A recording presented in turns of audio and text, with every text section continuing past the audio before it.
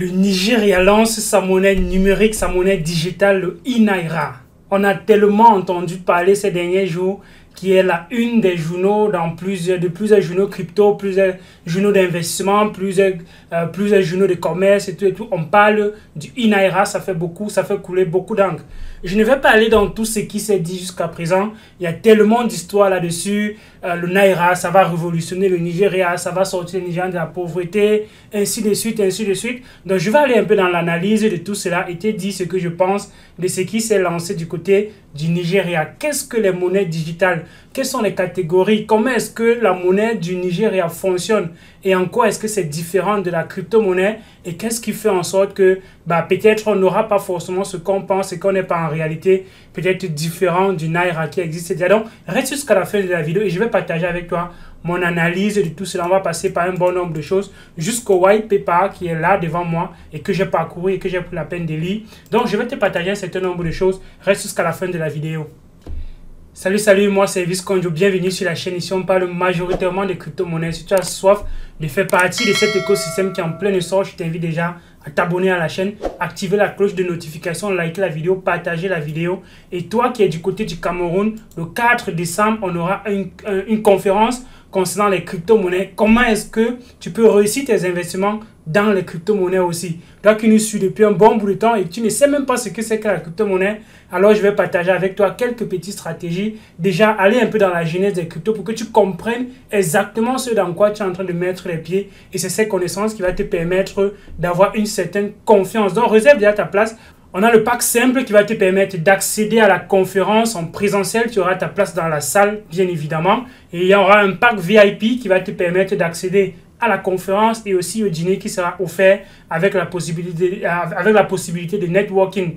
Et là, rassurez-vous, je serai en présentiel au Cameroun. Maintenant, pour toi qui veux te former dans cet écosystème, je vais accompagner un certain nombre de personnes comme j'ai l'habitude de le faire chaque mois. Mais là, ce sera en présentiel du côté de Douala, aussi du côté de Douala au Cameroun. Donc, la formation va se faire avec la conférence. Donc, ceux qui prennent le pack Diamond ont accès à la conférence et aussi à la formation pendant une semaine et un accompagnement de 1 mois, comme j'ai l'habitude de le faire déjà jusqu'à présent. Et c'est même moins cher que quand je le fais en ligne parce que je veux que plusieurs personnes puissent avoir cette formation en présentiel du côté du Cameroun. Donc, toi qui es dans la diaspora et que tu penses que ça peut intéresser les personnes qui sont au Cameroun, à défaut de leur envoyer l'argent chaque temps, tu peux les payer cette formation et ils pourront justement apprendre à faire leur part de façon autonome dans les crypto-monnaies aussi. Cette formation ne garantit pas que vous allez gagner, mais au moins je vous donne les outils qui vont vous permettre de faire moins d'erreurs et être différent des personnes qui se lancent dans les crypto-monnaies sans comprendre comment ça marche. Donc,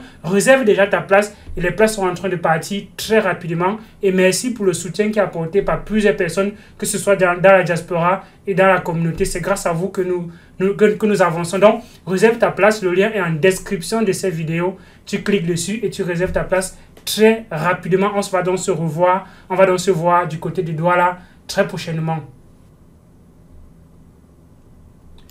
Pour entrer un peu dans le contexte des crypto-monnaies et le contexte de l'investissement et dans la finance du côté du Nigeria, on va aller dans ce graphique qui te montre comment, depuis un bon nombre de temps, le Nigeria est le premier pays dans le monde entier à posséder les crypto-monnaies, bien à manipuler la crypto-monnaie. Ce n'est pas forcément posséder en termes de quantité, mais il y a bon nombre d'utilisateurs du côté du Nigeria qui utilisent la crypto-monnaie. Et c'est l'une des raisons pour lesquelles le gouvernement a vu un danger à leur monnaie, parce que les gens étaient en train de quitter de la monnaie du Naira pour aller plutôt vers les crypto-monnaies en essayant de trouver un moyen de minimiser leur perte de valeur, parce que le Naira perd drastiquement de la valeur depuis un bon bout de temps.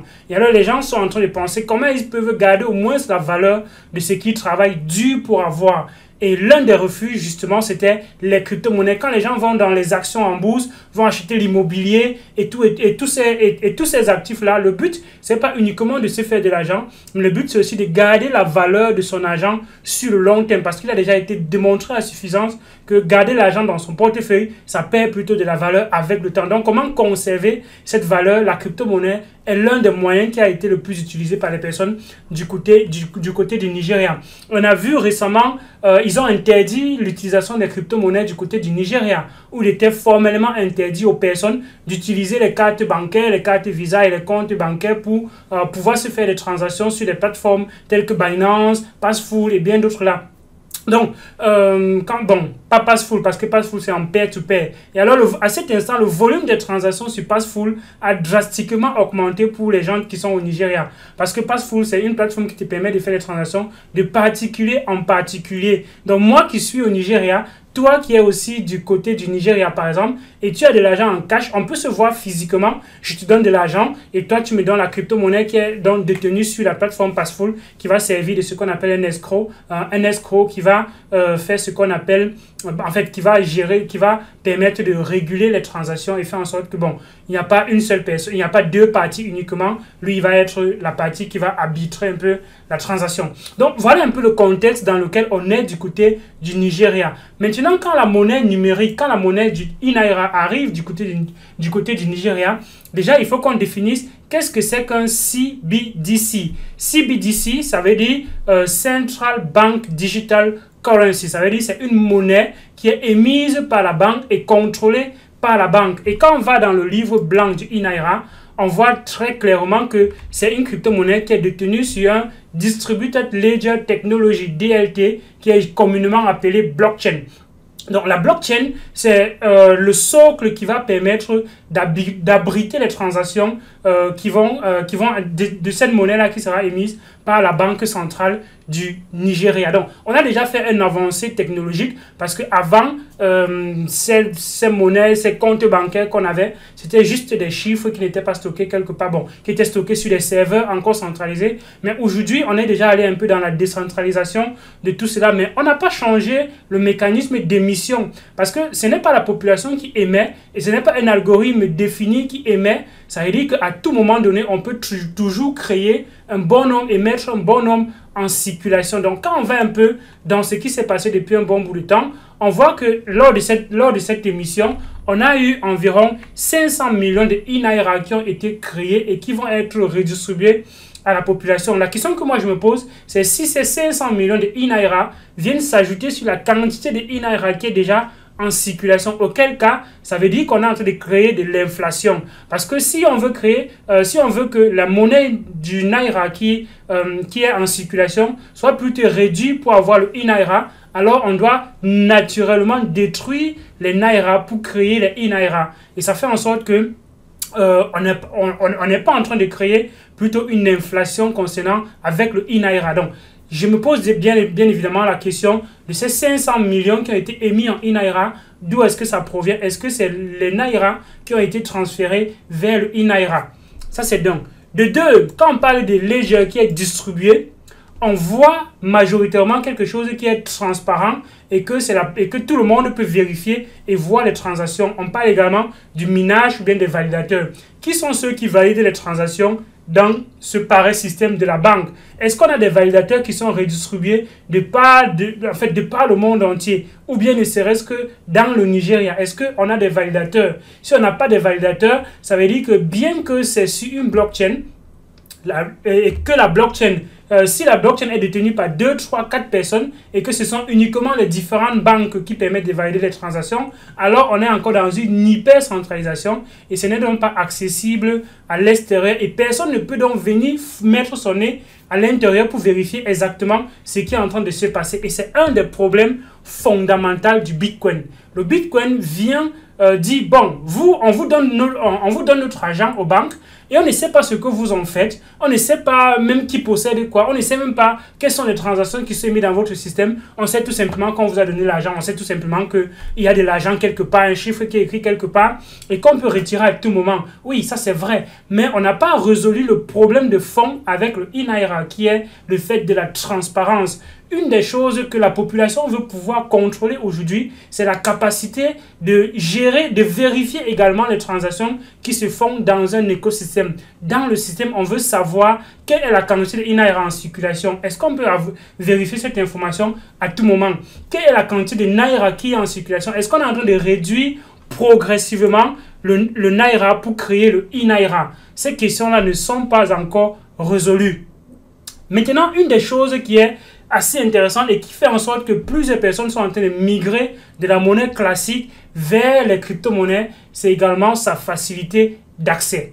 Avec un portefeuille, vous téléchargez simplement un portefeuille et vous avez déjà accès à la crypto-monnaie. Vous pouvez acheter quelque part, mettre dans votre portefeuille et transférer d'une personne à l'autre de façon anonyme. Alors que quand on arrive sur le site, on se dit bien, pour avoir le iNaira, il faudrait être enregistré auprès d'une banque. J'ai téléchargé l'application dans mon téléphone. J'ai essayé de vouloir créer un compte. Il faudrait que tu aies un compte bancaire dans une banque quelque part du côté du Nigeria et que c'est cette banque qui approuve la création de ton compte dans l'application. Ça montre encore comment on est dans cette hyper-centralisation. Et alors, ouvrir un compte sur le iNaira, c'est la même chose qu'ouvrir un compte dans une banque. Il faudrait les pièces d'identification. Il faudrait qu'on connaisse exactement la personne qui est derrière ce compte. Et ça, déjà, c'est une grosse barrière d'entrée pour plusieurs personnes de par le monde entier et sur le continent parce que, premièrement, ils n'ont pas tout ce qu'on leur demande. Ils n'ont pas forcément ces pièces d'identité et bien d'autres là. Même si on va dire, ben, c'est pas ça qui manque à créer, c'est pas ça qui est difficile à créer. Mais parfois, dans certains coins reculés, aller dans des organismes assez centralisés, c'est parfois très loin de chez soi et les procédures parfois c'est tellement complexe que les gens préfèrent, c'est tellement chiant. Du côté du Cameroun par exemple, tu vas dans un commissariat pour créer ta carte d'identité et après des années parfois tu n'as pas encore ta carte d'identité. Si tu as besoin de cette carte d'identité pour créer un compte bancaire, comment est-ce que tu feras? Tu n'auras donc jamais de compte bancaire parce que tu n'as pas de carte d'identité. Alors qu'avec simplement un téléphone, tu as forcément un téléphone, tu peux télécharger une application quelque part, installer un wallet et voilà comment tu seras connecté à la blockchain et faire tes transactions. Donc, même le iNaira, ça ne résout pas le problème de la bancarisation parce que c'est encore hyper centralisé. Une des choses également avec le projet, c'est que il y a des restrictions, il y a des montants qui sont restrictifs. Tu ne peux pas transférer que n'importe quelle quantité d'argent parce que derrière, tu as des plafonds limites. Quand on va dans ce white paper, on voit très bien ici, il y a une limite pour toi qui est particulier. Tu peux posséder en une journée, tu peux transférer 20 000 naira. 20 000 naira, si on est en France CFA, ça fait environ, disons que 1 naira, c'est environ 1,5 francs CFA. Donc ça veut dire que en une journée, tu ne peux pas transférer 35 000 francs CFA. Ça, c'est en une journée. Le maximum que tu peux avoir dans ton solde en une journée, c'est de 127 000 naira. 120 000 naira. Donc, si on fait en francs CFA, ça va faire environ 180 000 naira que tu peux posséder dans ton iNaira, que tu peux posséder dans ton compte en une journée. On va se dire c'est encore un début, mais c'est encore un début, ça veut dire qu'on est déjà dans un système qui est hyper centralisé et qui ne va pas résoudre les problèmes dont on a aujourd'hui. On a aujourd'hui le problème selon lequel quand tu vas dans une banque pour transférer de l'argent, tu ne peux pas transférer n'importe quel montant. Imagine toi tu as besoin il y a quelqu'un de l'autre côté qui a besoin de plus de 60 000 naira. Et c'est un besoin urgent. Qu'est-ce que tu fais? Tu es limité par 20 000 naira que tu peux transférer en une journée. Donc, avec le iNaira, on n'a pas résolu ce problème. Donc, on comprend que les besoins derrière le iNaira, ce n'est pas forcément de résoudre ce problème dont la population pose, mais c'est plutôt de montrer à la population qu'on est encore en train de vouloir le contrôler parce que dans ces moindres retranchements, quand tu vas faire un transfert, on saura à qui tu as envoyé, quel montant tu as envoyé. Donc, on n'est pas loin du système financier classique qu'on a aujourd'hui. C'est plutôt une façon de permettre encore à plusieurs personnes de venir dans les banques et d'être limitées par les restrictions et les règles qui seront encore fixées par les banques. Et on en a déjà marre de tout cela. Et c'est pour ça que la blockchain, elle, derrière, avec elle, a un message qui est totalement différent. Donc, toi, tu me dis ce que tu penses du iNaira. Est-ce que le iNaira satisfait les attentes dont tu as en tant que toi, personne, et d'utilisation de ton argent? Est-ce que ça satisfait aussi les attentes que tu as en tant que gouvernement? Est-ce que du côté du gouvernement, tu peux tracer les actions du gouvernement? Est-ce que tu peux voir, quand tu payes tes taxes avec le iNaira, par exemple, ça va effectivement dans le compte du registre, dans le compte global général, je ne sais pas moi, en tout cas dans le trésor public? Est-ce que quand tu payes, ça va forcément là-bas? C'est ça qu'on veut en réalité. C'est ça qu'on veut en tant qu'utilisateur. Ce n'est pas une monnaie qui va simplement nous permettre d'être encore mieux contrôlés, mais on veut une monnaie qui va nous permettre de gérer communément le bien public et de savoir que tout ce qu'on fait, tout ce qu'on paye est traçable et que ça va exactement où ça doit aller. Est-ce qu'on a résolu ce problème avec le INAIRA? La réponse est bien évidemment non. Donc tu me dis ce que tu penses du INAIRA. Est-ce que si toi tu étais du côté du Nigeria, tu te presserais pour aller forcément avoir un compte INAIRA pour également faire des transactions à INAIRA? On est en train de brandir aujourd'hui le message comme quoi le Nigeria c'est le premier pays à avoir le premier pays africain à avoir émis sa monnaie. C'est pourquoi ils sont tellement pressés. Quand on voit un peu la roadmap du projet, ils ont donné l'idée en 2017. L'idée est là en 2017 et il y a eu un gros trou noir jusqu'en 2021. On vient en quelques mois, on prend une entreprise du côté de l'Europe là-bas. Cette entreprise vient et l'entreprise met quelque chose sur pied. Quelques mois après, de juin en septembre, le projet est déjà déployé et c'est fonctionnel. Ben, c'est trop rapide. De 2007 en 2021, qu'est-ce qui s'est passé? Est-ce que le projet a été forcément bien pensé ou bien ça a été fait à la va-vite simplement pour que on empêche aux utilisateurs, on les restreint d'aller encore dans les crypto-monnaies décentralisées où le gouvernement est en train de perdre probablement la main. Du côté de l'Europe, on prend beaucoup de temps pour mûrir le projet et voir comment on peut arriver à quelque chose qui est plus viable et qui répond aussi aux besoins des utilisateurs. Mais pourquoi du côté de l'Afrique, on se presse? Pourquoi le Nigeria s'est pressé? Le Ghana a émis l'idée depuis un bon bout de temps.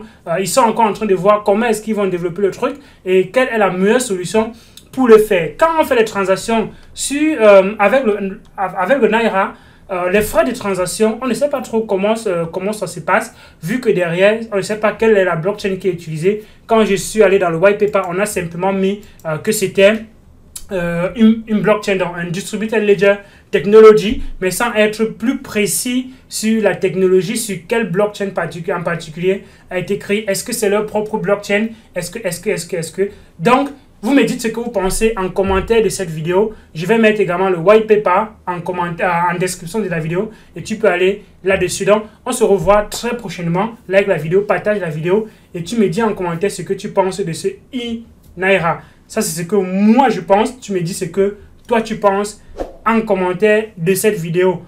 D'ici là, porte-toi bien, abonne-toi, like la vidéo et retrouve-nous dans notre groupe Telegram. Bien des choses à toi.